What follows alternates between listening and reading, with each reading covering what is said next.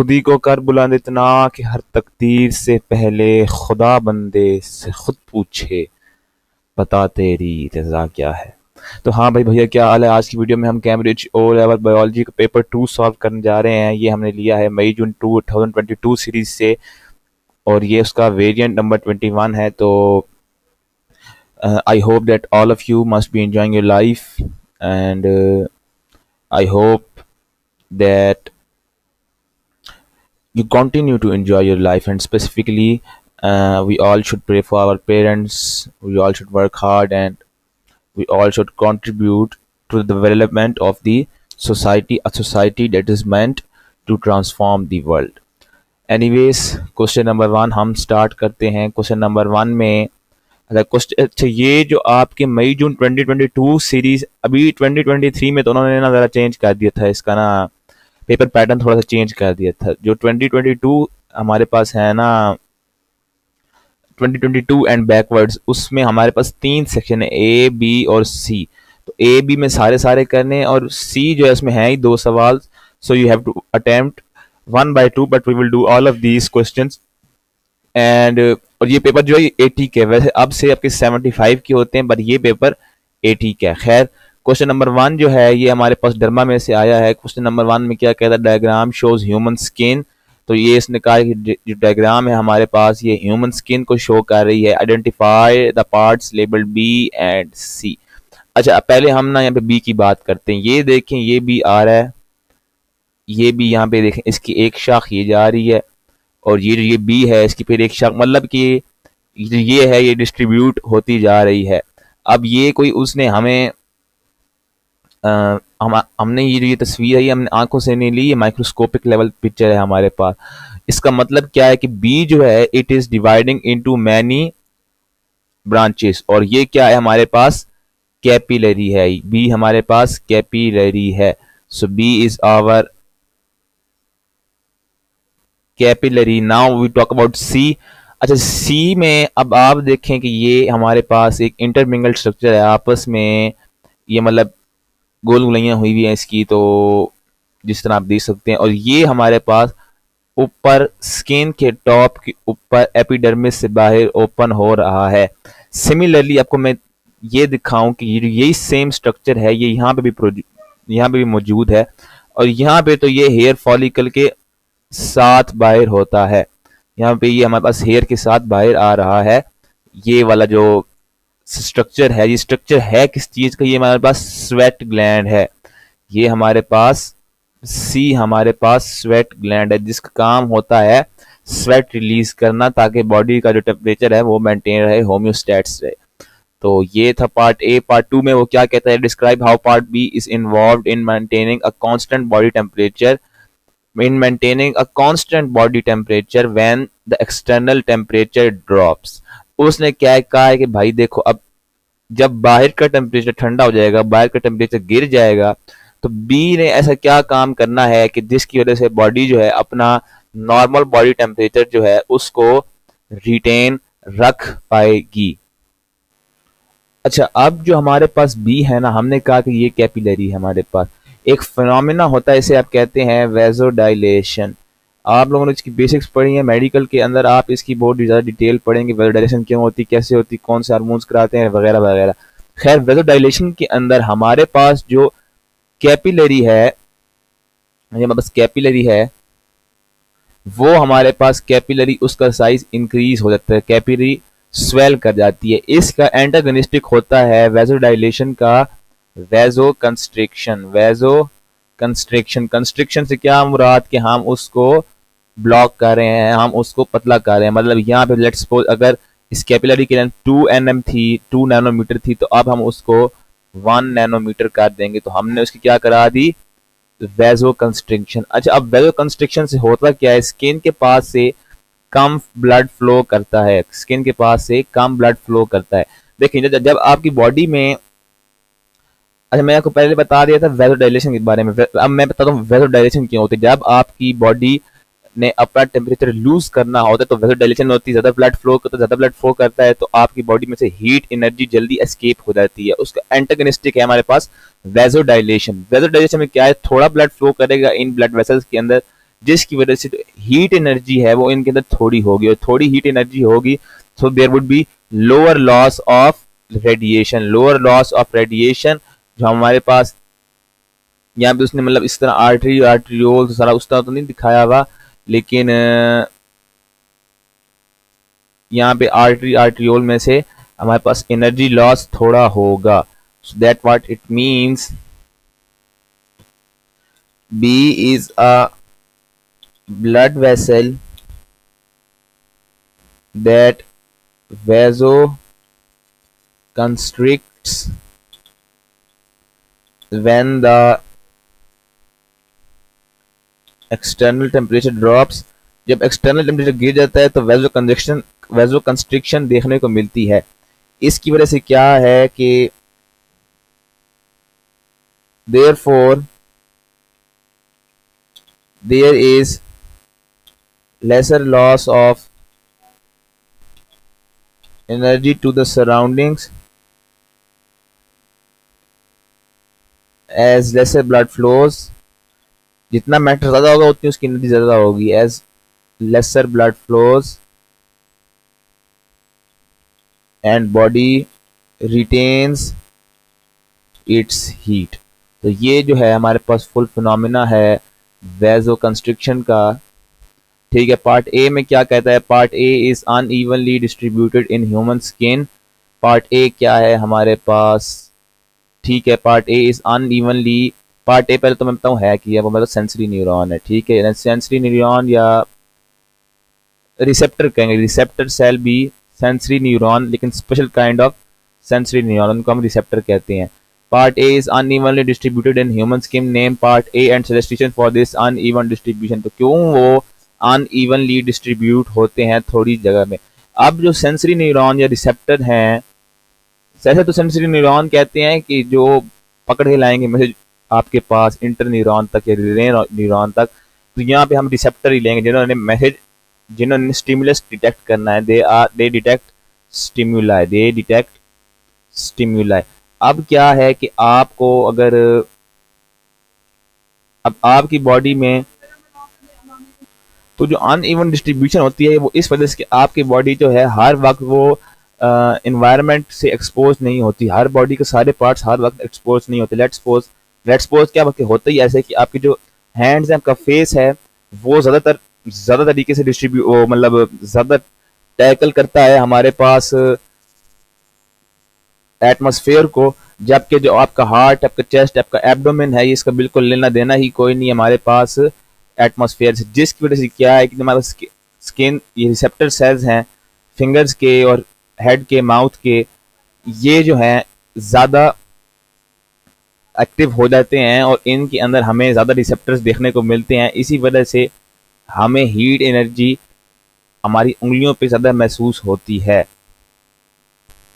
तो इस वजह से कुछ बॉडी के पार्ट्स ज़्यादा एक्सपोज होते हैं जिनको ज़्यादा रिसेप्टर्स चाहिए होते हैं। इसी वजह से वो ज़्यादा जल्दी मैसेज को पिक कर लेते हैं हमारे पास। तो ये वजह है अनइवन डिस्ट्रीब्यूशन होने की। तो इसकी एग्जांपल्स भी लिखते हैं तो भी अच्छा है। Part A is a receptor. ठीक है, रिसेप्टर है हमारे पास। अगला टेक्स्ट बॉक्स एड करते हैं। ठीक है, second, the reason for its uneven distribution की रीजन ये है कि is because they are present in more quantity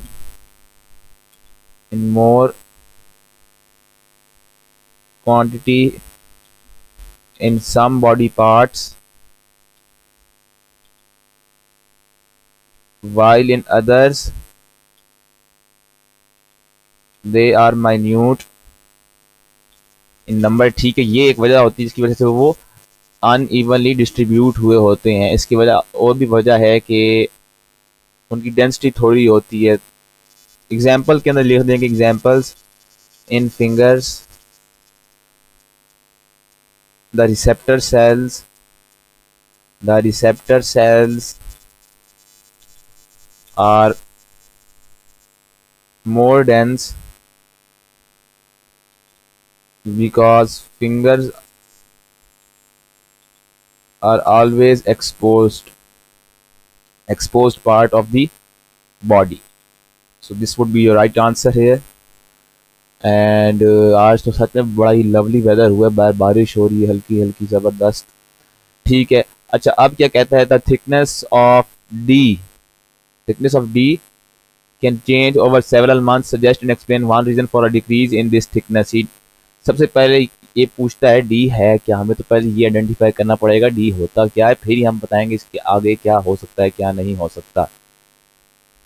अच्छा ये डी जो है ये असल में हमारे पास एडिपोज टिश्यू होता है, एडिपोज टिश्यू। इस एडिपोज टिश्यू में इसकी खास खसूसियात और जो स्किन के नीचे पाई जाती हैं कि इनके साइटोप्लाज्म जो है हमारे पास साइटोप्लाज्म है, it is field of the fat cells. तो अगर हम इनको फैट सेल्स भी कहें तो वो भी गलत नहीं होगा, पर होते ये कनेक्टिव टिश्यू में एडिपोज टिश्यू होते हैं। अब इसमें डिक्रीज की वजह क्या आती है, लेट्स सपोज कि अगर आपकी जो डाइट है, डाइट के अंदर आपके पहले ही फैट कंटेंट डाइट में थोड़ा है, तो आपकी बॉडी जाहिर बात है उसको तो फैट्स लिपिड्स चाहिए अपने सर्वाइवल के लिए। तो वो तो वो तो वो आपकी जो डी पार्ट है यहाँ से एनर्जी ले लेगा, यहाँ से मतलब एनर्जी ले लेगा, या आप कह लें कि फैट यहाँ से कंज्यूम होते जाएंगे, जिसकी वजह से इसकी थिकनेस जो है वो ओवर द टाइम डिक्रीज कर जाएगी। So D is your fatty adipose tissue, connective tissue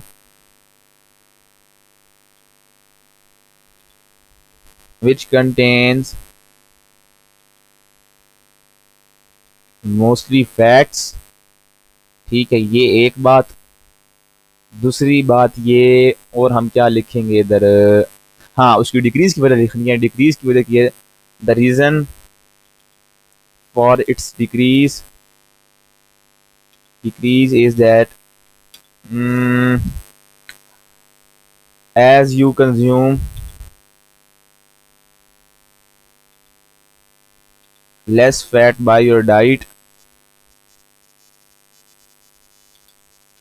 the body acquires the fat stored in your skin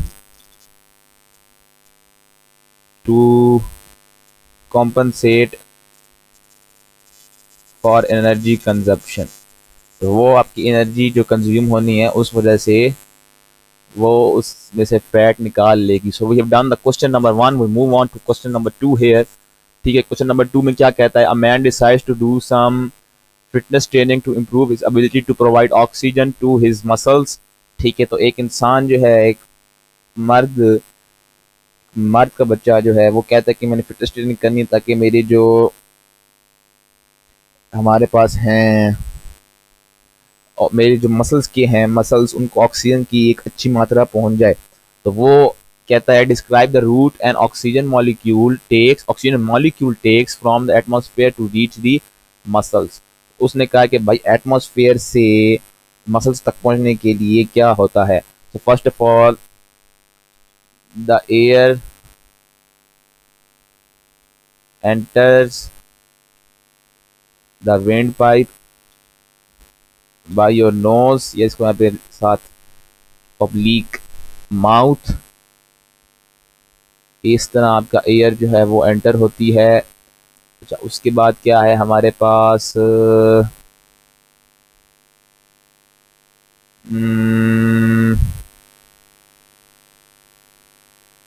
ठीक है, तो उसके बाद जो है it goes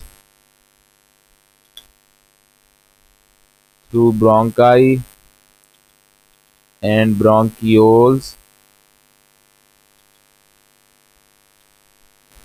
to reach your alveoli of the muscles, alveoli of the lungs, sorry, the lungs में पहुंच कर क्या है कि ये तो एक बात हो गई। अब हम इधर से आने वाले बंदे की बात करते हैं। ठीक है, सो the pulmonary artery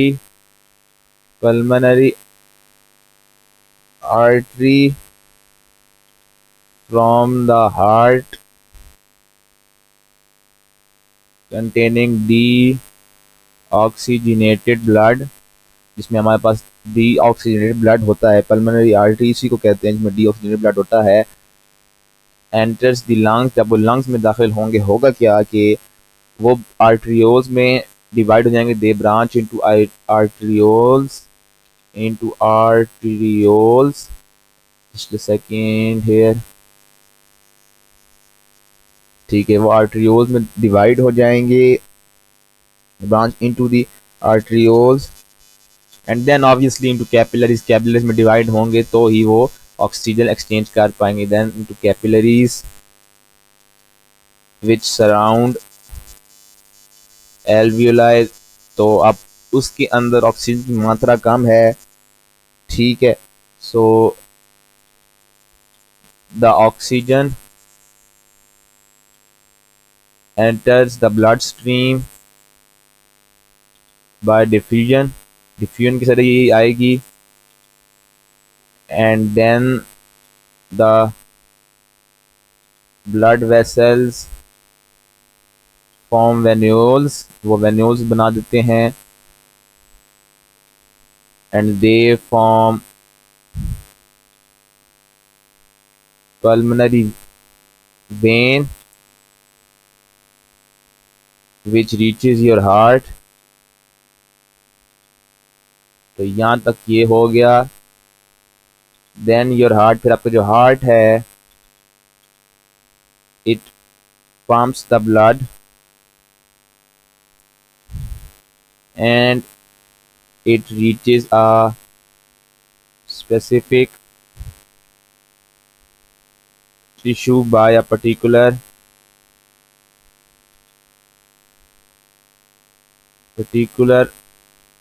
artery, तो वो एक पर्टिकुलर आर्टरी से एक पर्टिकुलर टिश्यू में चला जाएगा, फिर क्या, फिर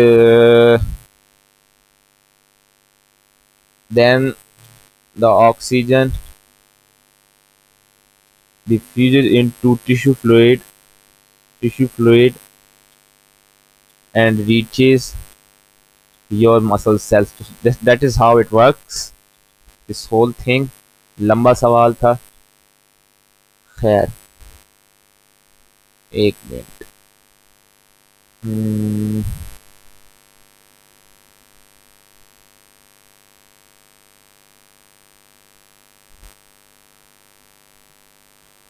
बस ऐसे बहुत है। अच्छा, पार्ट 2 में वो क्या कहता था, fitness training is designed to result in changes to a man's body, okay, तो वो फिटनेस ट्रेनिंग को बनाया इसीलिए ताकि इंसान की जो बॉडी है उसमें चेंज देखने को मिले, suggest two body changes that would improve his ability to provide oxygen to his muscles. Number 1 जो आप में से हर किसी के दिमाग में यह मुश्त आनी चाहिए वो है कि आपने आरबीसी काउंट बढ़ाना है, आपने आरबीसी काउंट बढ़ाना, ज़्यादा आरबीसी होंगे तो ज़्यादा ऑक्सीजन होगी जो ज़्यादा इफेक्टिवली, देखें आप केमिस्ट्री में पढ़ते भी हैं, जितनी कंसंट्रेशन बढ़ा दोगे रिएक्टेंट्स की उतना आपका रेट ऑफ रिएक्शन बढ़ जाता है। तो सिमिलरली अगर आप आरबीसी काउंट बढ़ा दोगे तो हीमोग्लोबिन ज़्यादा होगा, हीमोग्लोबिन ज़्यादा होगा तो फेरेटिन ज़्यादा होगा, फेरेटिन ज़्यादा होगा तो ऑक्सीजन ज़्यादा देखने को मिलेगी, जिसकी वजह से there would be more chances that your muscle will get oxygen as it should actually get। तो इसके लिए कि आप increase the number of RBCs in your blood, या RBC काउंट को बढ़ा दो आप। अच्छा जी, दूसरा काम अब क्या करना है, दूसरे काम के लिए आप बहुत कुछ कर सकते हो, तो उसके अंदर अच्छा आपने अब करना ये है कि आपने जो आपका मसल है, जो आपका हार्ट मसल है, एक second, let's suppose this is your heart, ये हार्ट है तो ये आपका लेफ्ट वेंट्रिकल है, अगर आप इसके मसल को बड़ा कर देते हो, आप इसके मसल को बड़ा कर देते हो तो इसके अंदर स्ट्रेंथ ज़्यादा आएगी, जिसकी वजह से ये ज़्यादा तेज़ी से ब्लड आपके मसल तक पहुंचा देगा। ये किस तरह ज़्यादा होगा, आप सवाल करोगे यार लेफ्ट वेंट्रिकल का साइज़ किस तरह ज़्यादा होगा, वो आप एक्सरसाइज कर करके आपका जो ब्लड, आपका जो है हमारे पास हार्ट है, एक्सरसाइज कर करके उसके जो मसल्स हैं वो इतने स्ट्रांग हो जाते हैं, वो साइज में बड़े हो जाते हैं, जिसकी वजह से वो एक टाइम पे ज़्यादा ब्लड फ्लो करना लग जाता है। उससे होता क्या है कि जब आप रेस्ट पे होते हो, जब एक्सरसाइज नहीं कर रहे तो आपका जो बीपी है, ब्लड प्रेशर, वो गिर जाता है, क्योंकि आपके ब्लड ने अब उस लिहाज से एक्सरसाइज बढ़ाओगे तो थोड़ा काम करेगा, उसका बीपी जो है वो हो जाता है। जो लोग एक्सरसाइज करते हैं, एक्सरसाइज तो नहीं, जो प्रॉपर एथलीट्स हैं हमारे पास, तो ये एक वजह कि अच्छा उसको भी क्या है कि आपने ब्लड सप्लाई इंप्रूव करनी है पहले हार्ट को। अब ब्लड सप्लाई इंप्रूव करने के क्या तरीका है कि आप लंग कैपेसिटी बढ़ा दो जनाब। लंग कैपेसिटी क्या है कि जी लंग का साइज बढ़ा दो कि लंग में ज़्यादा ऑक्सीजन आएगी तो ज़्यादा चांस होगा ऑक्सीजन का एंटर होने का, और आपका आरबीसी काउंट पहले ही ठीक है तो ज़्यादा ऑक्सीजन होगी तो वो ऑक्सीजन अच्छे से आके हमारे पास हीमोग्लोबिन पे अटैच हो जाएगी। तो एक लंग कैपेसिटी बढ़ा दो, ठीक है, उससे क्या होगा, ब्लड वो हमारे पास हार्ट के जो मसल्स हैं वो बड़े हो जाएंगे, जो हार्ट की इफेक्टिविटी है वो बड़ी हो जाएगी, जिस वजह से ज़्यादा blood per unit time pump कर पाएगा, तो आपकी जो इफेक्टिविटी है मसल्स को ऑक्सीजन प्रोवाइड करने की वो बढ़ जाएगी। सो क्या लिखेंगे यहाँ पे कि increase the size of your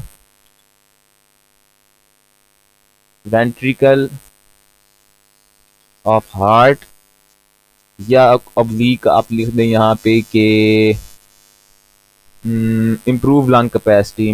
lung capacity बढ़ाएंगे तो ज़्यादा चांस होंगे आपका जो ब्लड है उसमें ज़्यादा ऑक्सीजन पहुंचने के, क्योंकि आरबीसी काउंट पहले ही आपका आइडियल है। This is how it works. Part B में क्या कहता है कि जी अच्छा, पार्ट बी में वो बोलता है कि the man measures how much oxygen his body uses, his oxygen consumption at different intensities of exercises from rest to high intensity. His results are shown in the graph. ठीक है, state the name of the chemical process that uses oxygen to release energy in the muscle. आसान सा तरीके हमारे पास respiration होती है, aerobic respiration, जिससे energy release होती है by using oxygen. तो ऑक्सीजन यहाँ पे एक important clue है हमारे पास, oxygen plus glucose that would give me CO2 along with water. So it is, this phenomenon is called aerobic respiration that takes place in the mitochondrion of the cell. Aerobic respiration. Part 2 में क्या कहता है, use the graph to determine the maximum volume of oxygen the man consumes in 1 minute. पर minute जो man है वो maximum कितनी मात्रा ऑक्सीजन की कंज्यूम कर रहा है। ये मैंने पहले ही कह लिया था ये सवाल, इसका आंसर है 3.4। 3 ये है 1 2 3 4 और ये 5, और ये यहाँ पे खत्म हो रही है ऐसे कर, तो ये 3.4 है। और आगे आपने डेसीमीटर क्यूब भी लिखना है, पर मिनट नहीं लिखेंगे क्योंकि उसने पहले ही यहाँ पे इन 1 मिनट लिख दिया है। तो 3.4 3 और 3.4 डेसीमीटर क्यूब, तो इतनी ही वो maximum amount of oxygen consume कर रहा है। अच्छा, पार्ट 3 में क्या कहता है, the graph shows that it is possible for a man to increase the intensity of his exercise beyond the point at which he has released his maximum oxygen consumption. तो वो कहते हैं कि यार इतनी उसने एक्सरसाइज की है, इतनी एक्सरसाइज उसने बढ़ा दी है कि एक टाइम आया है इससे ऊपर उसकी ऑक्सीजन कंजप्शन जा ही नहीं सकती।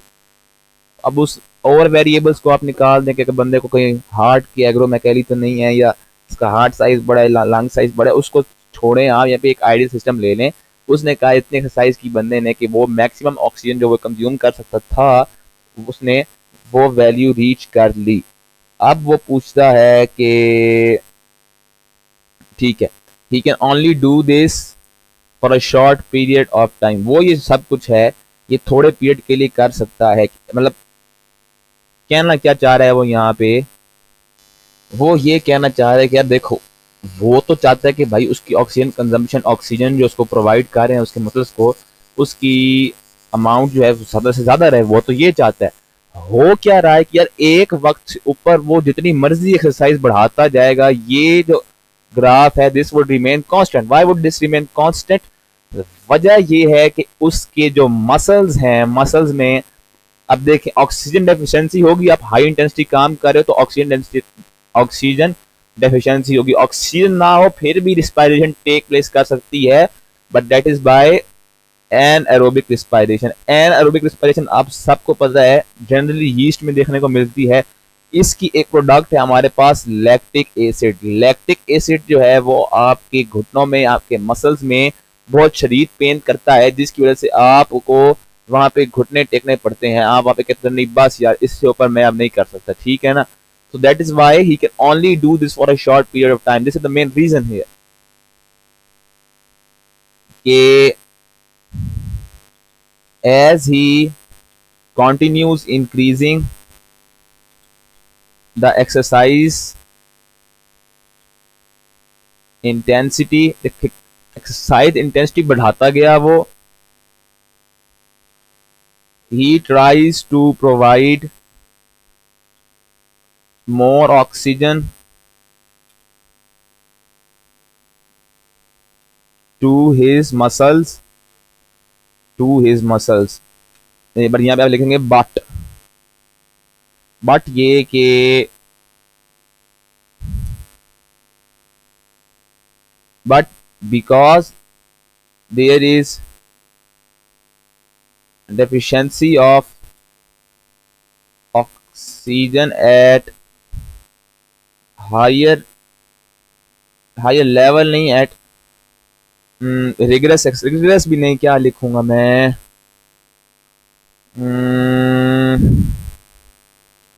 at higher exercise intensity,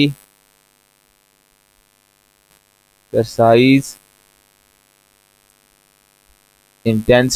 he continues increasing the exercise intensity, ठीक है, there is deficiency of oxygen at higher exercise intensity, the muscle mitochondrion, बल्कि mitochondrion launches an aerobic respiration, क्योंकि उसने अपनी एनर्जी जो है वो तो हर हाल में पूरी करनी ही करनी है, वो तो कुछ भी करेगा, बस करेगा। अब क्या कि हेलो, हाँ अच्छा, अब क्या कि by product called lactic acid is produced, which causes pain in muscles and thereby the man furthermore cannot improve provision of oxygen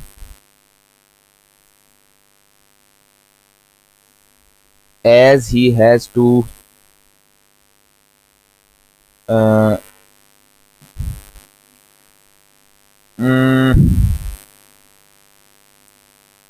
avoid production of lactic acid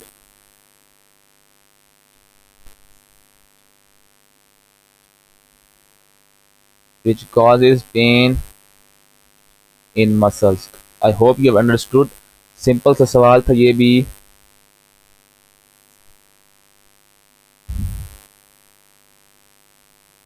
ठीक है, अच्छा पार्ट 4 में क्या कहते हैं, after 4 weeks of fitness training the man measures his oxygen consumption again on the graph, sketch a line to show the expected results of successful fitness training. अब उसने training कर ली, अब उसका ये ग्राफ किस तरह दिखेगा।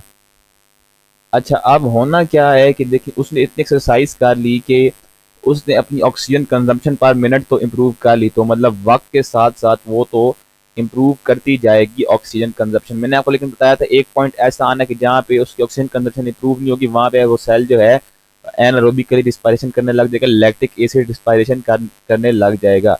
तो शुरू में जो हमारे पास होगी ये लाइन, ये बिल्कुल साथ अलाइंड होगी इस इनिशियल लाइन की, मैं ब्लू से रिप्रेजेंट कर रहा हूँ, लेकिन ये इससे ऊपर इंक्रीज कर जाएगी, इससे ऊपर इंक्रीज कर जाएगी। इंक्रीज इस वजह से कर जाएगी कि अब उसकी एक्सरसाइज करने की क्योंकि आदत बन गई, तो जैसे भी एक्सरसाइज शुरू करता है उसके लैक्टिक एसिड बनने में भी देर लगती है, क्योंकि उसकी ब्लड में ऑक्सीजन ही पहले ही इतनी ज़्यादा मौजूद है, उसकी ऑक्सीजन रेगुलरिटी ही ब्लड ने, उसकी बॉडी ने इतनी इंप्रूव कर ली है, तो वो ऊपर चलती जाती है यहाँ से लाइन।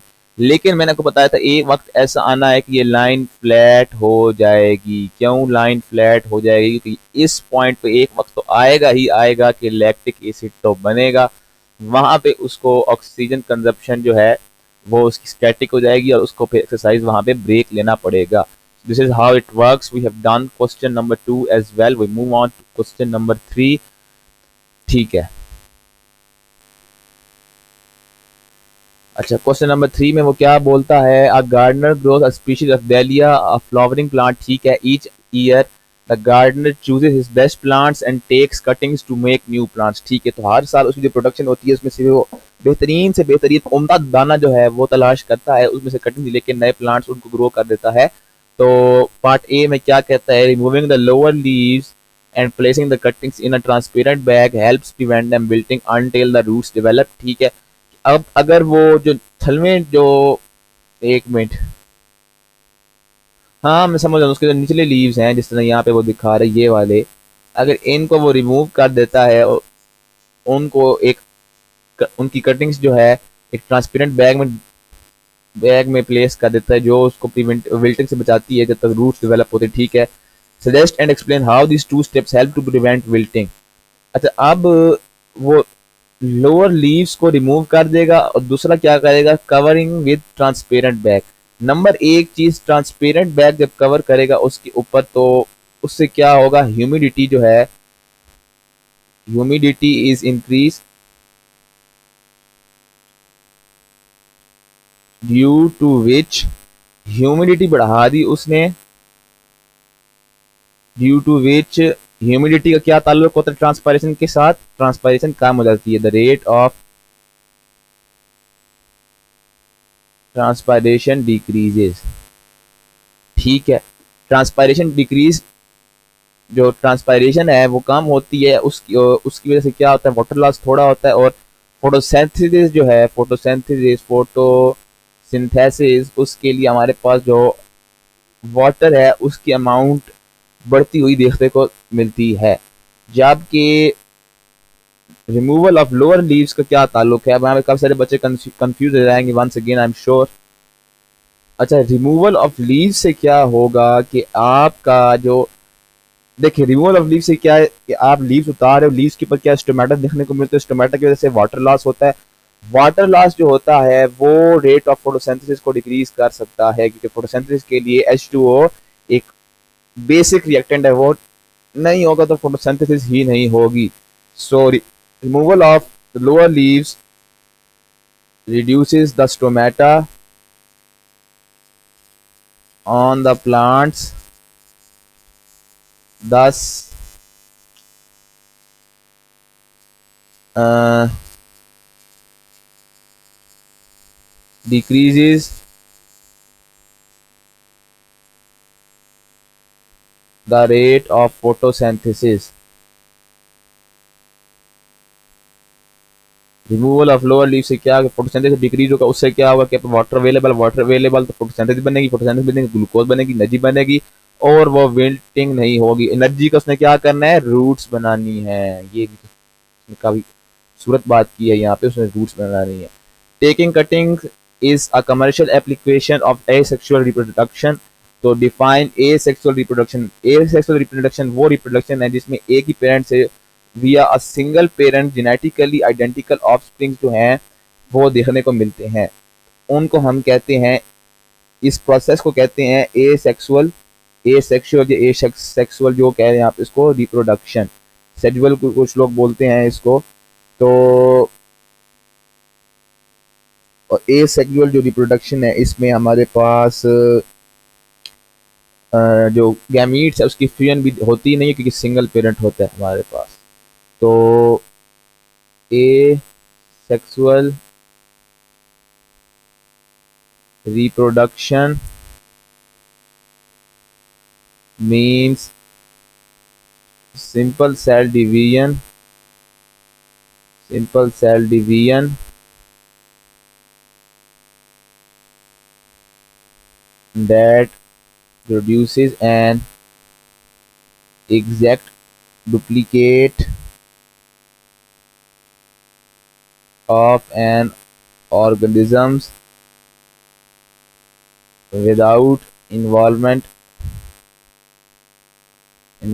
Of gametes. ठीक हो गया। अच्छा जी, पार्ट बी में क्या कहते हैं? The stems of the dahlia cuttings contains xylem vessels. Describe two functions of xylem vessels in young stems of dahlias. उसने कहा है कि स्टेम्स हैं दहलिया कटिंग्स की, उसमें जाइलम वेसल्स देखने को मिलती हैं, तो उनके दो फंक्शन बताएं जाइलम वेसल्स के। नई जो उसकी जनरेशन आ रही है यंग स्टेम ऑफ dahlias में, for each function explain one way in which xylem structure is related to that character, के वो करेक्टर का जाइलम के स्ट्रक्चर के साथ इट सेल्फ क्या ताल्लुक है। अच्छा, नंबर एक चीज यहाँ पे आती है टफनेस हमारे पास। ठीक है, जो जाइलम सेल्स होते हैं वो लिग्निफाइड, उनकी जो सेल वॉल है उनके अंदर एक एडिशनल कंपोनेंट होता है लिग्निन, जो कि स्ट्रेंथ प्रोवाइड करता है। तो function one is to provide support and toughness. ठीक है, उसके बाद नीचे अटैप्शन भी लिखनी है हमने कि जाइलम वेसल्स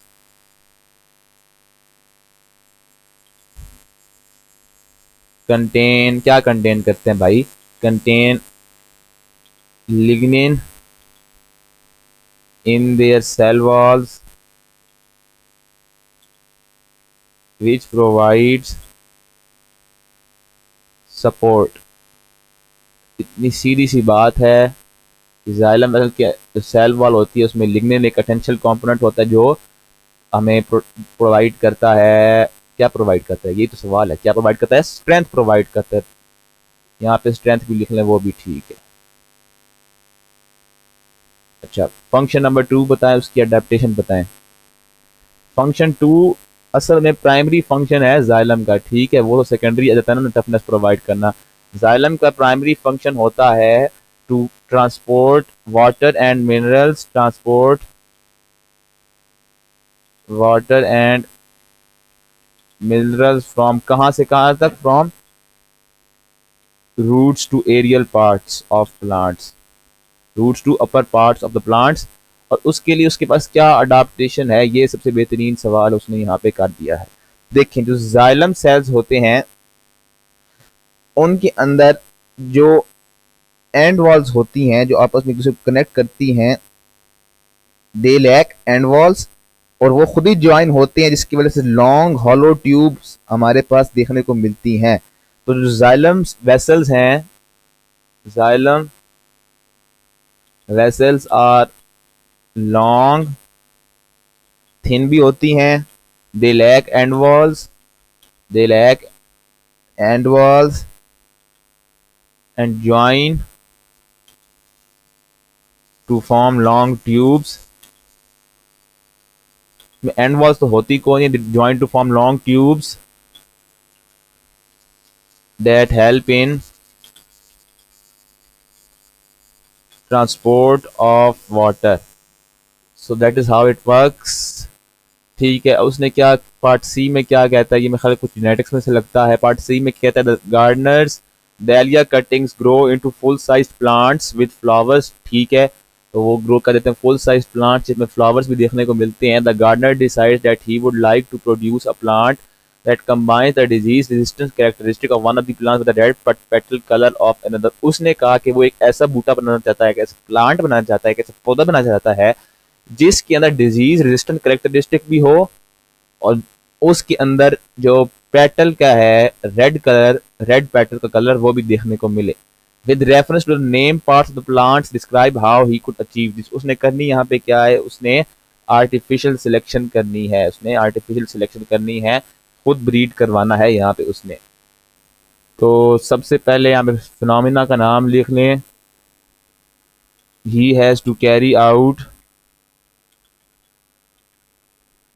आर्टिफिशियल सिलेक्शन, या ऑब्लिक आप यहाँ पे लिख लें सिलेक्टिव ब्रीडिंग, क्योंकि उसने अपनी मनपसंद चीज़ को उसका इंतखाब करना है, क्योंकि मनपसंद पहले है बाकी बाद में। अच्छा, उसके बाद क्या है कि अच्छा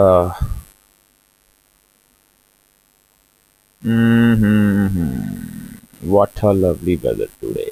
ठीक है, तो उसने क्या करना है, that he would transfer pollen grains from the red petal, जो रेड पेटल फ्लावर है, टू द अदर प्लांट, दूसरे प्लांट के फ्लावर से एक रेड पेटल के फ्लावर को दूसरे प्लांट तक उसके पोलन ग्रेन्स ले जाएगा। This fusion takes place on the second plant and they have their genetic material integrated. Genetic material फिर एक हो जाता है।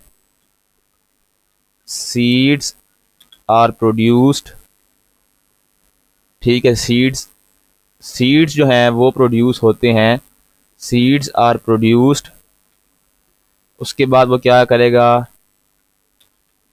Put the seeds under the soil and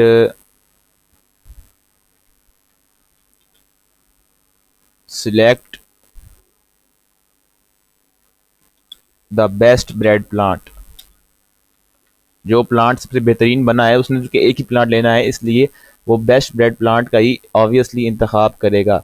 part 4 में क्या कहता है, human liver contains a high concentration of enzymes called transaminases. ठीक है, these enzymes important in the metabolism of amino acids. ठीक है, amino acid absorbed from the alimentary canal and carried to the liver by a blood vessel. ठीक है, in the part of the alimentary canal where absorption occurs, part of the alimentary canal where the absorption occurs, it is the ileum of the small intestine, ileum of the small intestine और blood vessels कौन सी होती है, that carries amino acids to the liver, that is hepatic portal vein, that is hepatic portal vein which carries amino acids to the liver. So this is a piece of cake, the pieces of cake, hepatic portal vein. Part B में क्या कहता है, there are different types of transmanase, each type has a specific active site, explain why this means that each type catalyzes a specific reaction। तो यहाँ पे उसने specificity of enzymes का जिक्र जो है वो छेड़ देता है कि enzymes किमें आपस इच specific होंगे। ठीक है, ते each enzyme has a special active site that binds to a particular substrate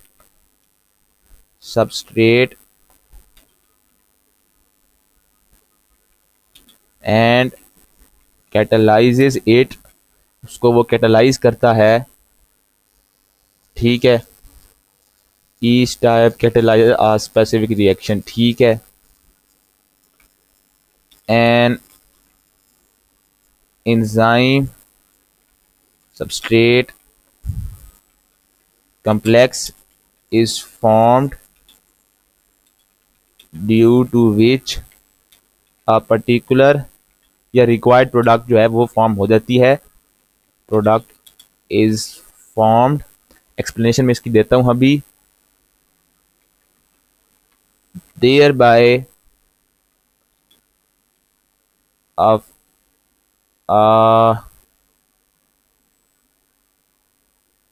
specific active site enzyme can catalyze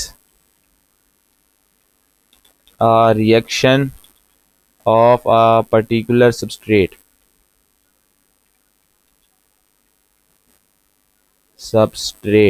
ठीक है, अच्छा अब हमने क्या लिखना है, या मैं आपको एक्सप्लेनेशन देता हूँ। ये एक लेट्स सपोज ये एक एंजाइम है, ये है इसकी, ये इसकी एक्टिव साइट है जिसको मैंने हाईलाइट कर दिया। ठीक है, इसके ऊपर क्या है कि आके हमारा जो है सबस्ट्रेट मॉलिक्यूल इसने अटैच होना है।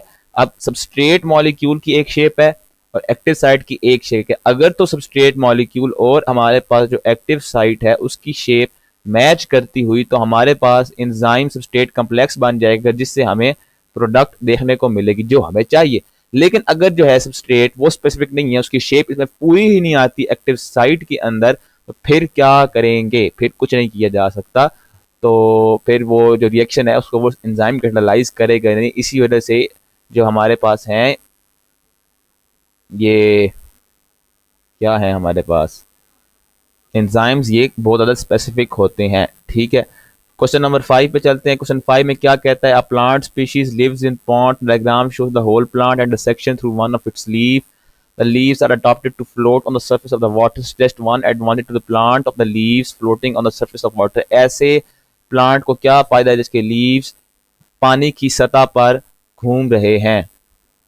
उससे क्या होता है कि जी एक तो उनको light, they get adequate light, क्योंकि ऑब्वियसली अगर उनको सनलाइट डायरेक्ट मिल रही है तो उनकी फोटोसिंथेसिस ज़्यादा इफेक्टिव होगी। They get adequate light and obviously उनकी स्टोमेटा ऊपर है, पानी की सरफेस सतह पे हैं, एंड देयर स्टोमेटा, ताकि तो उससे वो क्या होगा, वो ट्रांसपिरेशन भी आसानी से कर पाएंगे। एंड देयर स्टोमेटा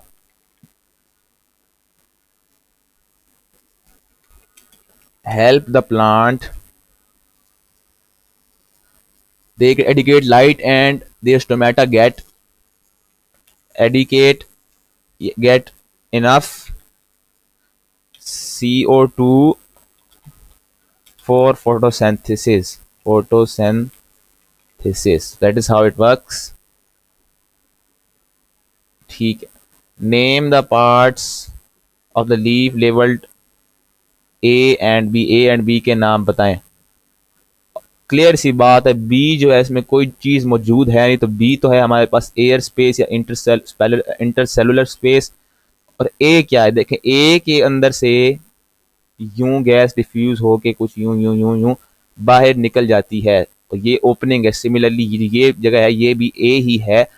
ए क्या हुआ यहाँ पे? स्टोमेटा या स्टोमा, सिंगल लिखेंगे तो स्टोमा ही हुआ, जिससे फोटोसिंथेसिस के लिए CO2 अंदर आती है और जो एक्सेसिव गैसेज हैं बाहर जाती हैं। ठीक है, पार्ट 3 में कहता है with reference to parts A and B describe and explain how the structure of the leaf is adapted to a pond environment. Pond environment के लिहाज से जो स्ट्रक्चर ऑफ लीफ है वो क्या अमेंडमेंट्स करता है ए और बी के अंदर। अच्छा, अब जो हमारे पास स्टोमेटा है, देखें अब पॉन्ड एनवायरनमेंट के अंदर चूंकि उसके पास हर वक्त पानी है, तो पानी की तो किल्लत है नहीं, हाँ उसके पास पानी एक्सेस में है। तो उस जब वो चाहेगा कि अब वो पानी निकाले बाहर, क्योंकि पहले ही पॉन्ड में रहता है तो पानी तो ज्यादा है, तो जो स्टोमेटा है वो उसको हेल्प करेगा ट्रांसपायरेशन के अंदर। So the large number of stomata A will help the large number of stomata A will help the plant, large number of stomata A will help the plant to क्या करेगा वो? ऐसा कि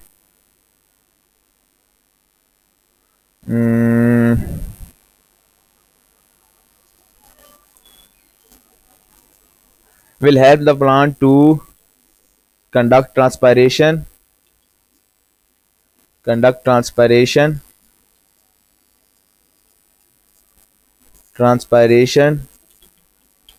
to maintain tonicity of its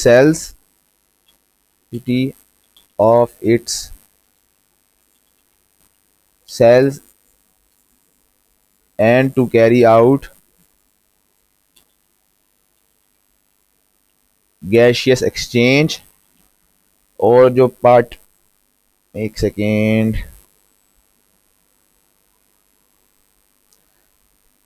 ये तो हमने लिखा part A के लिए। पार्ट बी के लिहाज से क्या है काम के? पार्ट बी जो है वो इंट्रासेलुलर स्पेस है, खाली स्पेस है, जिसकी वजह से क्या है कि इस सेल की जो डेंसिटी है वो डिक्रीज कर जाती है, इस सेल की डेंसिटी डिक्रीज कर जाती है, जिसकी वजह से ये पानी पर आसानी से फ्लोट कर सकता है।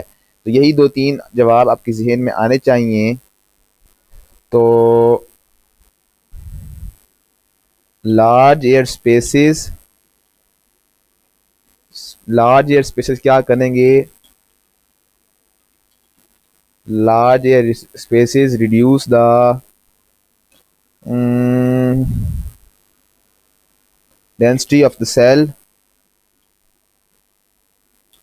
density of cell and help it float. So that is how it works. The plant is a part of the food web in the pond. क्या होगा ट्रॉपिक लेवल, ऑब्वियसली प्लांट्स और फोटोसिंथेटिक एल्गाई हमारे पास सारे producers में आते हैं. Always remember this thing. एक number का सवाल है, मजाक नहीं चल रहा है, ठीक है. अच्छा, पार्ट 6 में आते हैं, सेक्शन बी में भी सारे करने हैं. There are different types of viruses that can infect animal cells. Compare the structure of a typical virus with a typical animal cell. तो उसके स्ट्रक्चर्स को हमने सामने रखते हुए उन दोनों को कंपेयर करना है. तो सबसे बड़ा जो डिफरेंस है वो ये आता है कि वायरस का सेल स्ट्रक्चर ही नहीं होता. मतलब ये कि उनके पास जो है, हमारे पास सेल मेम्ब्रेन वो ही नहीं होती जिसके अंदर साइटोप्लाज्म और राइबोसोम्स होते हैं. तो सबसे पहले नंबर 1 पे आप लिखोगे कि unlike animal cells,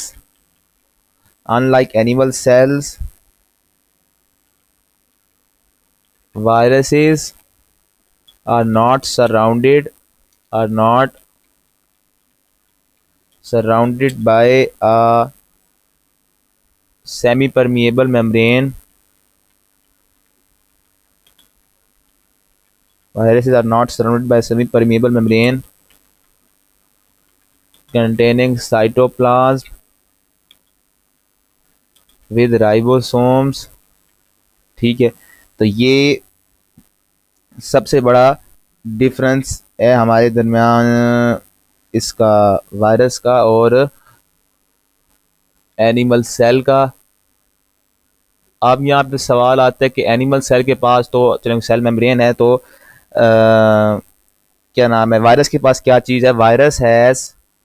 virus has protein code. Protein code क्या नाम क्या होता है, कैप्सिड. ये आप एएस की बायोलॉजी में पढ़ेंगे, A1 की बायोलॉजी में पढ़ेंगे, AP1 की बायोलॉजी में पढ़ेंगे.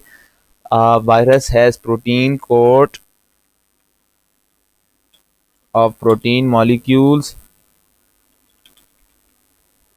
Protective coat has protective coat instead of what? Instead of the cell membrane has protective coat of protein molecules called capsid instead of cell surface membrane या cell membrane. अच्छा जी, अच्छा और क्या रह गया इसके दरमियान. जनरली वायरसेस का साइज ज़्यादा स्मॉलर होता है, ठीक है, और वो बैक्टीरिया से भी लगभग 50% या 50 टाइम्स वो स्मॉलर होते हैं बैक्टीरिया से. तो viruses are much smaller than animal cells. ठीक है, पार्ट बी में क्या कहता है, HIV is one of types of viruses. Describe how HIV is transmitted. So सबसे बड़ी रीज़न होती है HIV की ट्रांसमिशन की, वो है sex. So due to sexual intercourse, ये थी नंबर 1 वजह.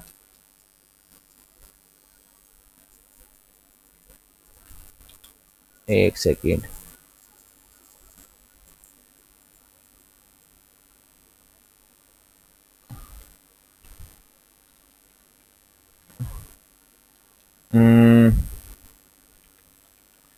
Transfusion of blood. एक बंदे का ब्लड दूसरे में ट्रांसफ़र किया जाए तो उससे भी HIV ट्रांसमिट होता है. ब्रेस्ट फीडिंग वजह होती है.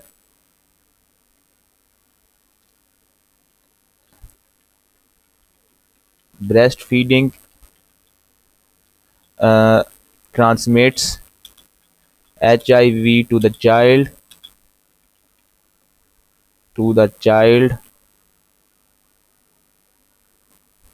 और एक्सचेंज ऑफ रेजर्स के भी वजह से. एक्सचेंज ऑफ रेजर्स, एक ड्रामा आया था मेरा ख्याल है ARY डिजिटल पर, क्या नाम था उसका, गाना किस तरह था, मेरे ख्याल है बेदर्दी नाम था, ये क्या था, ए ज़िंदगी तू ही बता तुझे क्या कहूँ मेरे हमनवा जो मिला मुझे वही दर्द था वही ज़िंदगी वही आशना, ये उस तरह उसका था ओएसटी था। तो उसके अंदर यही इसी तरह कहानी होती है कि वो रेजर्स में हॉस्टल में बंदा रहता है तो उसके वो एचआईवी ट्रांसफर हो जाता है उसके अंदर, उसकी बीवी में जाता है बच्चे में जाता है, एक्सचेंज ऑफ रेजर्स। ये सारी वजूहात हैं एचआईवी फैलने की। अच्छा जी, आगे वो क्या कहता है, the table shows the number of people infected with HIV globally and the numbers receiving treatment in different years. ठीक है, use the information in the table to describe changes in the number of people infected and treated between years 2000 and 2018। देखें 2000 के अंदर 24.9 थी million of people और 2018 में obviously increase कर रही है क्योंकि पॉपुलेशन जो है वो भी तो उसके साथ साथ इंक्रीज कर रही है, लेकिन जो लोग ट्रीटमेंट रिसीव कर रहे हैं वो सिग्निफिकेंटली इंक्रीज कर रहे हैं क्योंकि टेक्नोलॉजी डेवलपमेंट कर रही है। तो यही मेन बात है, अपने सभी इसी का थोड़ा बहुत तोड़ जोड़ के यहाँ पे लिख देना है। तो एक second, 37.9।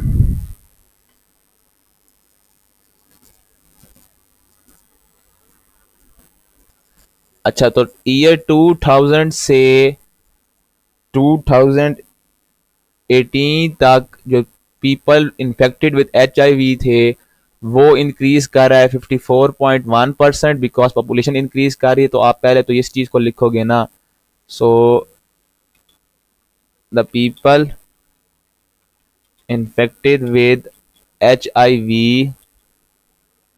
has increased by 54.1% as the population of world increases. Population में बहुत बड़ी कमी आई, मेरे ख्याल 2 बिलियन बंदे ऐड हुए हैं पिछले 2 डेकेड्स में। 2 billion people have been added to the world according to my knowledge. में श्योर कोई नहीं, कंफर्म मुझे याद कोई नहीं है। एज द पॉपुलेशन इंक्रीजेज, तो रिलेटिवली ये चेंज बस ठीक ही है। अच्छा जी, और ट्रीटमेंट वाली जो बात है तो वो 0.77 से 23.3 पे आ रही है।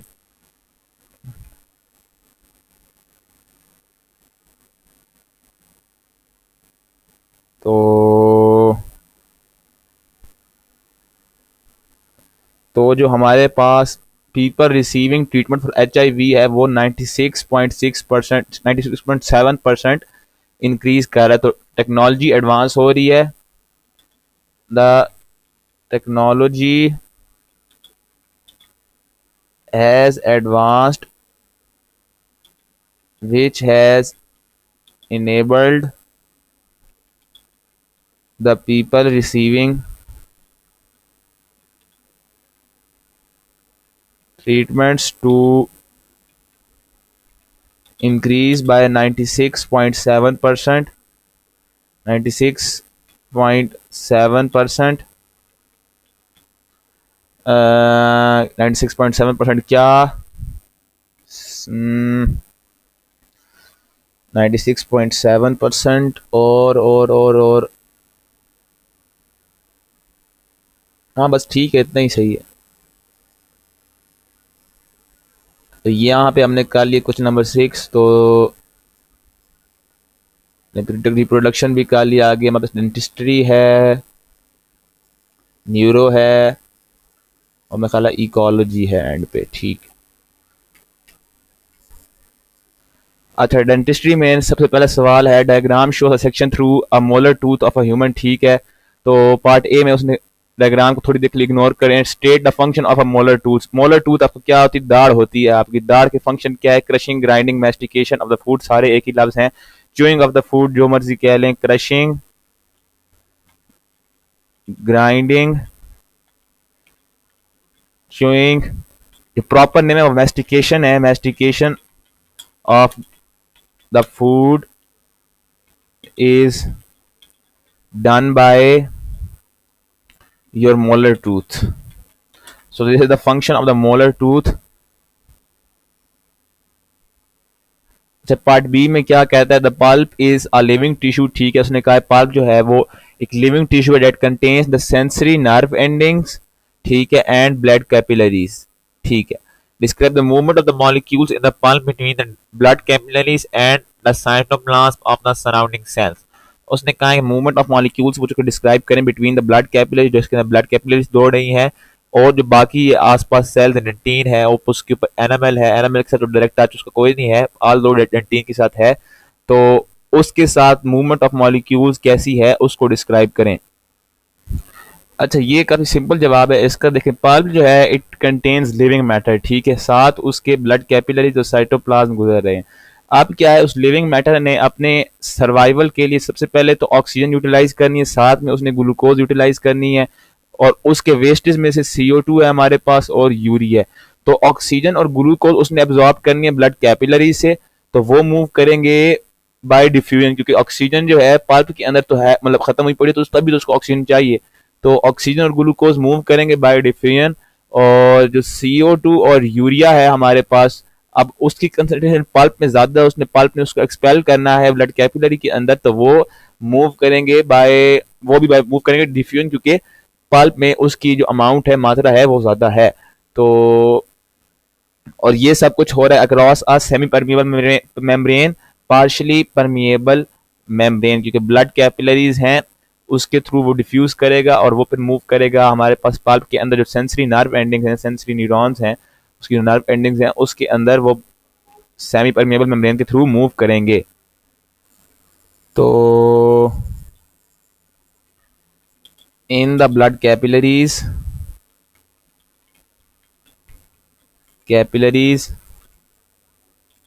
the blood pressure is high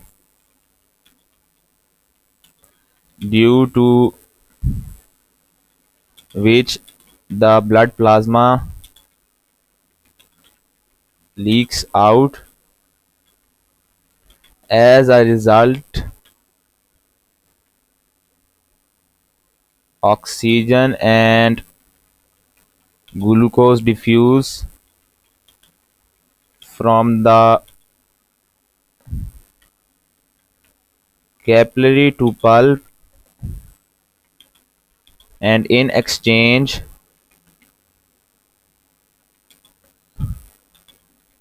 it gets exchange में वो क्या करेगा, it gets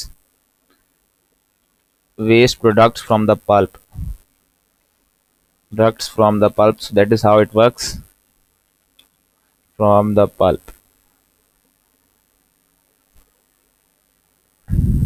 पार्ट बी में वो क्या कहता है, toothache is caused by inflammation of the pulp tissue and is often a sign of dental decay. Describe the cause of dental decay and how it can be prevented. Dental decay किस क्यों होता है, उसको prevent किस तरह किया जा सकता है। अच्छा, अब डेंटल डिके की वजह क्या है कि आपके, लेट्स सपोज ये आपके टीथ हैं, तो जब भी आप खाना खाते हैं तो इसमें जो मर्जी आप कर लें, इसमें आपको जो फूड है उसकी स्मॉल या मिनिमल अमाउंट फिर भी ट्रैप होके रह जाती है। अब आपके जो ओरल कैविटी है उसके अंदर जो एनएरोबिक बैक्टीरिया हैं वो पहले से रिजाइड करते हैं। अब वो सारे बैक्टीरिया हैं हमारे पास, वो इस जो है फूड, जो ट्रैप्ड फूड है बिटवीन द टीथ्स, उसके ऊपर वो मतलब उस पर धावा बोल देते हैं, और धावा बोलने की वजह से एक तो उस फूड को वो डीके करते हैं, साथ साथ अब चूंकि वो एनारोब्स हैं तो उन्होंने लैक्टिक एसिड बनाना है। जो लैक्टिक एसिड होता है वो आपके जो टीथ का स्ट्रक्चर है, जिस तरह उसने यहाँ पे दिखा है एनामेल और डेंटिन, इसको भी वो डैमेज करते हैं, जिसकी वजह से हमें जो डेंटल डीके है वो देखने को मिलता है। इसको प्रिवेंट करने का सबसे बेहतरीन तरीका है prevention is better than the cure. ये नहीं कि आप डॉक्टर के पास चले जाओ, डेंटिस्ट के पास चले जाओ, जाके अपना इलाज कराते रहो। सबसे बेहतरीन तरीका है दांत ब्रश करना, जो हमें हमारे बुजुर्ग कहते रहे हैं, और साथ ही साथ हम दांत ब्रश करने के अपनी, आजकल वो एक बड़ा रिवाज चला हुआ है माउथ वॉशेस का, तो माउथ वॉश भी इस्तेमाल कर सकते हैं, और दांत ब्रशिंग करना अच्छी तरीके से, मेरे ख्याल यही बेहतरीन तरीका है to prevent this whole thing. So first of all I will state what dental decay means, या नहीं, डेंटल डीके होता क्यों। Dental decay is done by the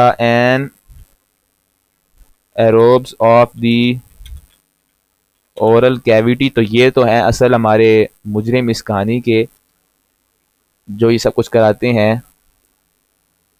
इसको जरा बड़ा कर लो, ठीक है। अच्छा, अब क्या है, व्हेन यू ईट फूड, कुछ भी खाओ, प्रोटीन्स खाओ, ज्यादातर आप जब गोश्त खाते हैं तो गोश्त आपके दांतों में फंसा रह जाता है। When you eat food, a minimal amount of food remains trapped between your teeth, ठीक है, तो वो आपकी टीथ के दरमियान ट्रैप रह जाता है फूड। होता क्या है कि the bacteria feed on the food to decay it and simultaneously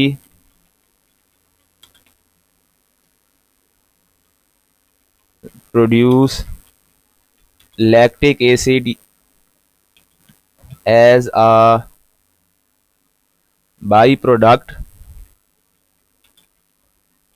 which is an acid corroding your enamel and dentine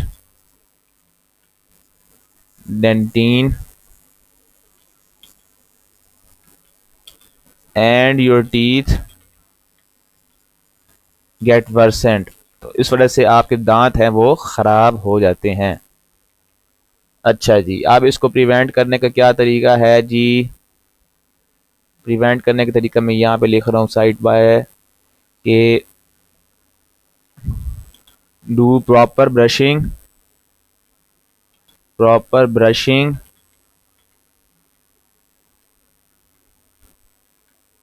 cleaning, proper brushing करें, प्रॉपर क्लीनिंग करें।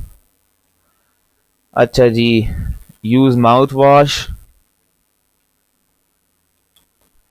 और अगर आपको बहुत अमीर है then you can visit your dentist as well, या appointments लेते रहें उसकी हर 2-3 महीने बाद, एंड विजिट योर डेंटिस्ट। लेकिन नंबर 1 तरीका बचाने का कि भाई दांत ब्रश किए जाएं बस।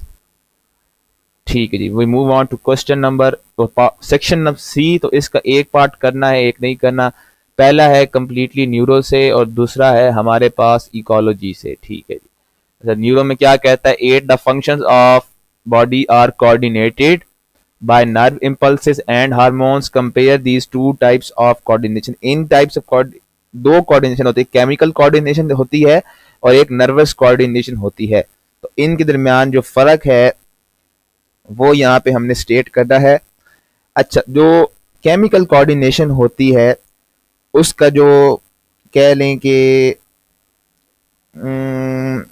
क्या कहेंगे उसका, जो मतलब बॉडी है, जो ऐसा मतलब कह लें कि सेंटर है जिसने केमिकल कोऑर्डिनेशन को कोऑर्डिनेट कराना है, वो एंडोक्राइन ग्लैंड है केमिकल कोऑर्डिनेशन के अंदर। जबकि नर्वस कोऑर्डिनेशन में हमारे पास सीएनएस है, brain and spinal cord. Endocrine gland जो है वो हार्मोन प्रोड्यूस करता है that goes to the effectors, जिन्होंने एक पर्टिकुलर रिस्पॉन्स प्रोवाइड करना है, so that the body remains in its original नहीं, normal state. The body remains in its normal state. वो इफेक्टर्स पे इफेक्ट करते हैं, और जब कोई बॉडी में खराबी आती है तो वही जो इफेक्टर्स होते हैं वो फिर स्टिमुलस रिलीज करते हैं that goes to a receptor. Receptor message लेके जाते हैं एंडोक्राइन ग्लैंड के पास, और वो मैसेज होता है वो केमिकल के जरिए जाता है, और वो जो केमिकल होता है एंडोक्राइन ग्लैंड को सिग्नल करता है कि भाई निकालो, आप हार्मोन निकालो यहाँ से, और वो आपकी ब्लड स्ट्रीम में रिलीज हो जाता है। This whole thing takes place in the blood and it is very slow and steady. It takes place over a long period of time.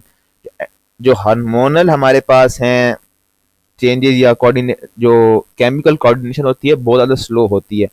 while when we talk about the nervous coordination it is always immediate and short living। ठीक है, इसमें जो हमारे मतलब जो head body है, हमारा जो HOD है यहाँ पे, वो हमारे पास ब्रेन एंड स्पाइनल कॉर्ड है यहाँ पे। ठीक है, इसके अंदर हमारे पास जो PNS है, पेरिफेरल नर्वस सिस्टम, वो भी इन्वॉल्व होता है, और इसके अंदर जो मैसेज आता है that goes through the neurons not through the blood. Blood के थ्रू वो केमिकल कोऑर्डिनेशन में जाता था, और जो है हमारे पास केमिकल कोऑर्डिनेशन, उसमें केमिकल होता है जो रिलीज होता है और जो केमिकल स्टिमुलेट करता है, और कोऑर्डिनेटर के अंदर नर्व इम्पल्स ही रिलीज होती है, नर्व इम्पल्स ही मैसेज लेकर जाती है। और बस यही मेन फ़र्क है। और जो हमारे पास नर्वस कोऑर्डिनेशन है वो किसी इफेक्टर की तरफ जाएंगे, किसी मसल की तरफ, और वो जो है एक पर्टिकुलर रिस्पॉन्स जो उसने इमीडिएट प्रोड्यूस करना है, प्रोड्यूस करके हमें हाथ में देगा। So this is how this game works. तो पॉइंट्स में लिखते हैं कि chemical coordination is slow and steady, whereas nervous coordination is immediate and short living। तो ये इसका कंप्लीट ऑपोजिट है हमारे पास। ठीक है, अच्छा जी। अच्छा, केमिकल कोऑर्डिनेशन में, इन chemical coordination,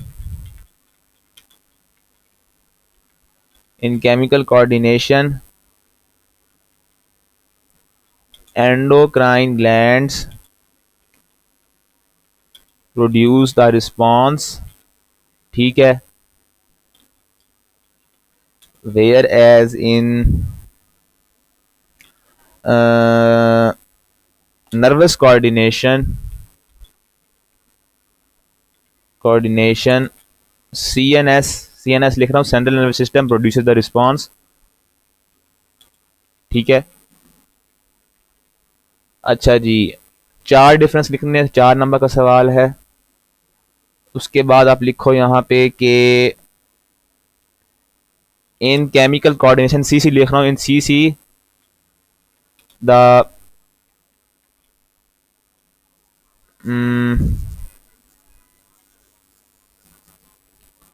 the message goes through. Message, ये केमिकल, असल में तो ये हमारे पास जो है केमिकल कोऑर्डिनेशन, इसमें केमिकल होता है, एक हार्मोन होता है जो असल में काम करता है। The message goes through blood, whereas in nervous coordination the message goes through neurons या nerves।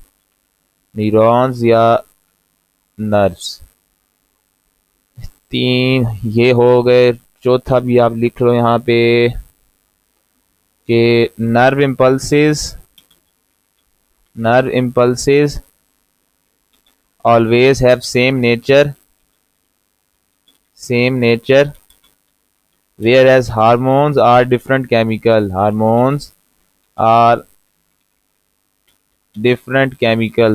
जैसे कि हमारे पास डोपामीन हो गए, टेस्टोस्टेरोन हो गए, ये सारे डिफरेंट हार्मोन्स हैं। ठीक है, पार्ट बी में क्या कहता है? अच्छा, ये काफी इंटरेस्टिंग सवाल देखने में लगता है। A girl sees a vehicle travelling towards her at speed as she crosses a road. तो एक खातून है जो गाड़ी चला रही है, तो उसके ऊपर वो देखते एक और सामने से एक व्हीकल आती है उसकी तरफ। This triggers nerve impulses and release of adrenaline in her body. तो उसकी वजह से उसकी नर्व इम्पल्स जनरेट होती है, और उसका जो एंडोक्राइन ग्लैंड है हमारे पास, एड्रीनल ग्लैंड, उसमें से एड्रीनालिन या जिसको हम बोलते हैं एपिनेफ्रिन या इमरजेंसी हार्मोन, वो रिलीज होता है। Describe the role of the nerve impulses and adrenaline in helping her to react to this situation. अब एड्रीनालिन, इसको मतलब ब्रॉड टर्म्स में देखा जाए तो ये एक स्टिमुलेंट है। It is a very very good stimulant. ये आपकी बॉडी को स्टिमुलेट कर देती है कोई भी एक्शन परफॉर्म करने के लिए इमीडिएटली। एड्रीनालिन, अब उसने पूछता है नर्व इम्पल्स का रोल पता है, नर्व इम्पल्स क्या करेगी, किसको अफेक्ट करेगी, और एड्रीनालिन फिर क्या करेगा जिसकी वजह से वो जो खातून है वो इस सिचुएशन को रिएक्ट कर पाएगी सही तरीके से। अच्छा, अब होना क्या है कि पहले मैं उर्दू में बता दूं कि अब एक खातून जा रही है, सामने से गाड़ी आती है। गाड़ी को देख के होना क्या है, अब उसकी सबसे पहले उसकी आईज ने देखा कि भाई अब तो गाड़ी आ रही, मैं तो इसके तरफ ठुकना है। तो उसकी आईज से एक नर्व इम्पल्स जनरेट होती है। वो नर्व इम्पल्स आपकी रेटिना रॉड छोड़े उस सबको, उससे होते हुए आपके ब्रेन पहुंचेगी। ब्रेन जो है वो उसी वक्त ऑन कर देगा आपका sympathetic nervous system. Sympathetic nervous system क्या? फ्लाइट एंड फाइट मोड, यानी करो या मरो। तो उसके अंदर क्या है कि अब वो जो फ्लाइट एंड फ्लाइट मोड जब ऑन हो जाएगा तो उसी वक्त साइमल्टेनियसली ब्रेन एक नर्व के जरिए आपके एड्रीनल ग्लैंड को मैसेज देगा कि आप ब्लड के अंदर एड्रीनालिन की अमाउंट को इंक्रीज कर दो, एड्रीनालिन सिक्रीट कर दो ब्लड के अंदर। अब एड्रीनल, यहाँ तक तो एक बात होगी जो रोल था नर्व इम्पल्सेस का। अब आगे सारा काम एड्रीनलिन का हमारे जो इफेक्टर मसल्स के साथ है या इफेक्टर्स के साथ है उसके साथ काम है। अब एड्रीनलिन सबसे पहले आपका हार्ट रेट बढ़ा देगा, ठीक है, आपका बीपी बढ़ जाएगा। दूसरा ये ब्रोंकोडाइलेशन हो जाएगी जिसकी वजह से हमारा जो सांस है वो आसानी से आ पाएगा, मतलब सांस लेने के लिए कुछ सांस फूलेगा नहीं, या आप मतलब आपको इजीली आप रिस्पायर कर पाओगे।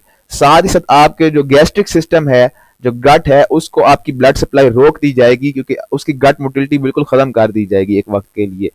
आपकी फिंगर्स, आपकी लेग्स या वो आपकी बॉडी के पार्ट्स जिनको वहां पे ज्यादा उस वक्त जरूरी है उस वक्त एक्ट करने के लिए, उस चेंज को एक्ट करने के लिए, उसके खिलाफ काम करने के लिए, उनकी तरफ ब्लड सप्लाई बढ़ा दी जाएगी। ग्लाइकोजन जो है आपके लिवर से कन्वर्ट कर दी जाएगी ग्लूकोज में, और ग्लूकोज की जो अमाउंट है वो आपकी ब्लड में इंक्रीज कर दी जाएगी। ये सब कुछ करके खातून देखेगी गाड़ी की तरफ, उसको पता चलेगा हाँ भाई अब मैं अगर 2 कदम आगे लूं तो मैंने ठुकना है, पीछे आऊं तो मैंने बच जाना है।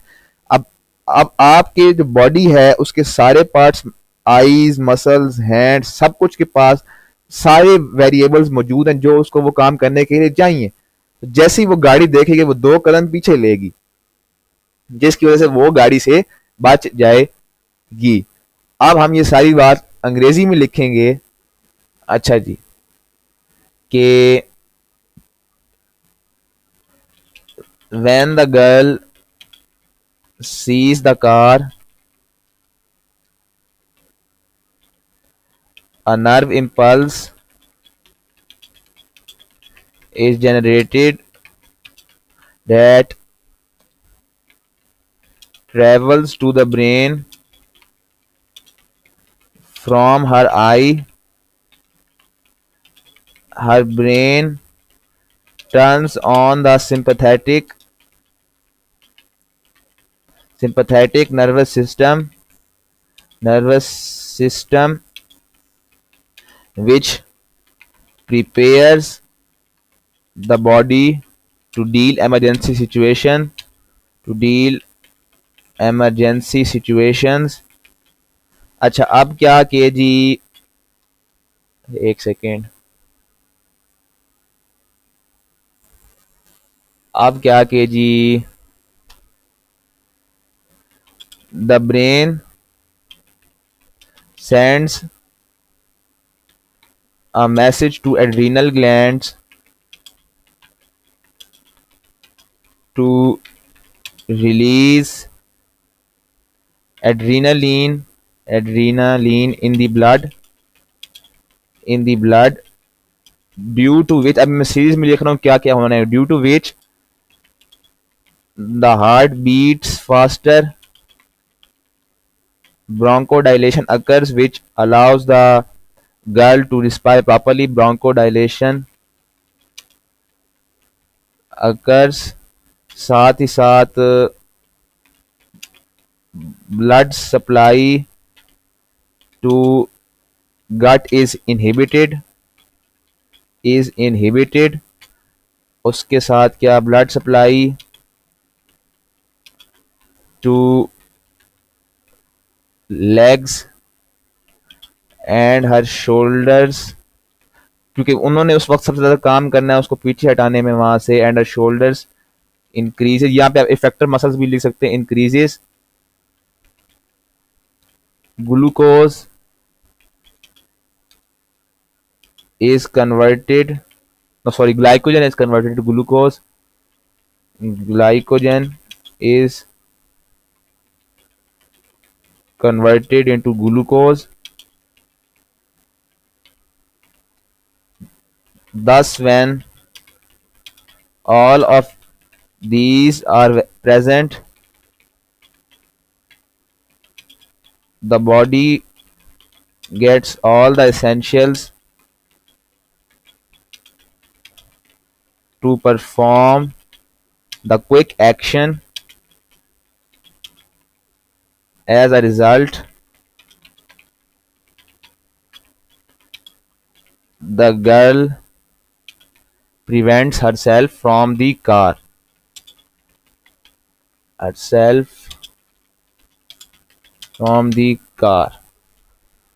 ये था 6 नंबर का सवाल। खैर, ये हमने कर लिया। Now we move on to last question. ये इकोलॉजी से आया है। ये देखने में काफ़ी आसान आसान तो ज़ाहिर बात है, इसीलिए लंबा बहुत है। अच्छा जी, पार्ट 9 में वो क्या कहता है? The world produces over 100 million tons of nitrogen containing fertilizers annually. ठीक है, farmers spread this artificial fertilizer over the soil. Describe how nitrogen from the fertilizer can pass from the soil to eventually become part of the food which humans eat. तो अब वो कहता है कि जो nitrogen है जो फर्टिलाइजर में होती है वो ह्यूमन फूड का हिस्सा किस तरह बन सकती है, वो ये पूछता है। अच्छा, अब होना क्या है, जो नाइट्रोजन है एक फर्टिलाइजर के अंदर, अब वो अमोनियम आयंस में कन्वर्ट होती है। अब डिफरेंट बैक्टीरिया होते हैं वो उसमें इन्वॉल्व होते हैं, nitrifying bacteria, D nitrifying bacteria, बल्कि वो एक अलग लंबा सिलसिला है। इन इजी वर्ड्स, जो नाइट्रोजन है फर्टिलाइजर की, वो एक प्लांट एब्जॉर्ब कर लेता है। अब प्लांट के अंदर खुद जो है नाइट्रीफाइंग बैक्टीरिया होते हैं, जिससे वो अमाइनो एसिड्स और नाइट्रीफाइंग बैक्टीरिया होते हैं, और वो नाइट्रीफाइंग बैक्टीरिया जो हैं वो एब्जॉर्ब करते हैं नाइट्रोजन फ्रॉम द सॉइल। उससे क्या होता है कि अब प्लांट्स जो हैं वो खुद भी प्रोटीन्स प्रोड्यूस करते हैं। अब प्लांट्स प्रोटीन्स प्रोड्यूस करते हैं, प्रोटीन्स में क्या होता है? अमाइनो एसिड होते हैं, अमाइनो एसिड में क्या होता है? नाइट्रोजन होती है। अब अगर नाइट्रोजन सफिशिएंटली अवेलेबल होगी तो प्लांट ज़्यादा हमारे पास अमाइनो एसिड बनाएगा और ज़्यादा प्रोटीन्स बनाएगा, जिसकी वजह से वो प्रोटीन कंटेंट जो है वो प्लांट का एक मुस्तकिल हिस्सा बन जाएगा। फिर वही जो प्लांट है उसको यूटिलाइज करते हैं ह्यूमंस एज अ डाइट, और वो ह्यूमंस की डाइट का हिस्सा बन जाती है। तो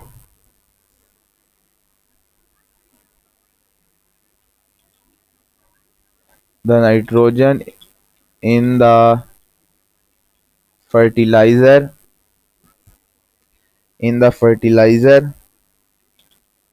is converted into ammonium ions by ammonifying bacteria. ठीक है, उसके बाद क्या होता है कि जी ammonium ions are converted into nitrates by nitrifying bacteria. अब जो प्लांट्स होते हैं वो सिर्फ नाइट्रेट्स ही एब्जॉर्ब कर सकते हैं, वो सिर्फ नाइट्रेट्स ही एब्जॉर्ब कर सकते हैं, नाइट्रीफाइंग बैक्टीरिया। ठीक है, उसके बाद क्या है? The roots take up nitrogen, roots है वो नाइट्रोजन एब्जॉर्ब कर लेंगे। Nitrogen is used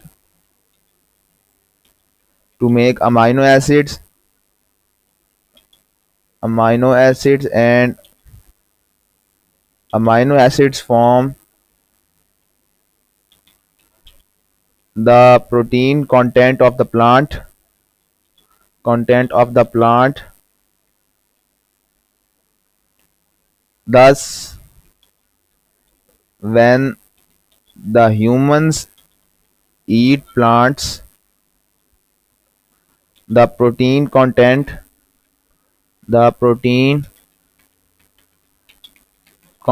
reaches their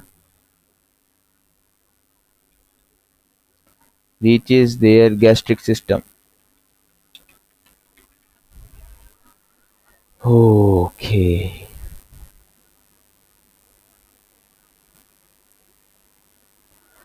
Part B, last part है discuss the advantages and disadvantages of the use of artificial nitrogen containing fertilizer. artificial nitrogen containing fertilizer के नुकसानात बताएं। तो जो advantages है नाइट्रोजन कंटेनिंग फर्टिलाइजर के, तो ये तो एक सबसे बेहतरीन तरीका है, सबसे इफेक्टिव, सबसे क्विक तरीका है कि प्लांट जल्दी से जल्दी हमारे पास एब्जॉर्ब कर जाए, नाइट्रोजन एब्जॉर्ब कर जाए। नाइट्रोजन नहीं होगी तो प्लांट सर्वाइव नहीं कर पाएगा। अब क्या है कि नाइट्रोजन एब्जॉर्ब कर ली, नाइट्रोजन की अमाउंट बढ़ा दी हमने, फर्टिलाइजर बढ़ा दिए, तो अमाउंट ऑफ जो मतलब जो प्रोडक्शन है, जो यील्ड है उस पर्टिकुलर क्रॉप की वो भी इंक्रीज कर जाएगी, जिसकी वजह से जो ह्यूमन पॉपुलेशन है वो इजीली रिलाई कर पाएगी उस प्लांट के ऊपर। क्यों? क्योंकि उसको एडिकेट अमाउंट में सही वाला आर्टिफिशियल नाइट्रोजन फर्टिलाइजर मिला था। सो पहले हम यहाँ पे एडवांटेजेस की हेडिंग देंगे। तो it can produce better yields of crops oblique plants। Number 2 आप लिखें यहाँ पे कि it can fulfill the plant's requirement of energy easily। Number 3 पे आप लिखें यहाँ पे कि